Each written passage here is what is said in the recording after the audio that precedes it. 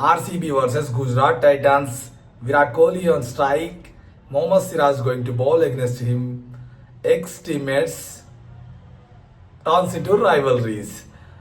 Something might be interesting, right? Siraj taking his run up and bowling against Virat Kohli. I think Siraj is getting nervous. Siraj stopped. Might be Kohli feeling the same. Okay. Siraj taking his run up again, bowling against Virat Kohli. Ball the ball.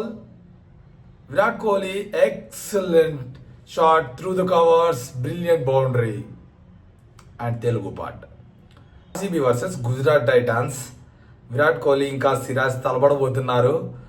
రైవల్రీస్గా మారి ఈ మ్యాచ్లో Siraj against కోహ్లీకి bowling చేయబోతున్నాడు. ఖచ్చితంగా nervous అనేది ఉంటుంది, ఎందుకంటే X teammates కాబట్టి.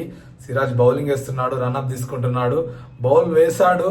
విరాట్ కోహ్లీ చక్కని cover drive, brilliant four, covers గుండా.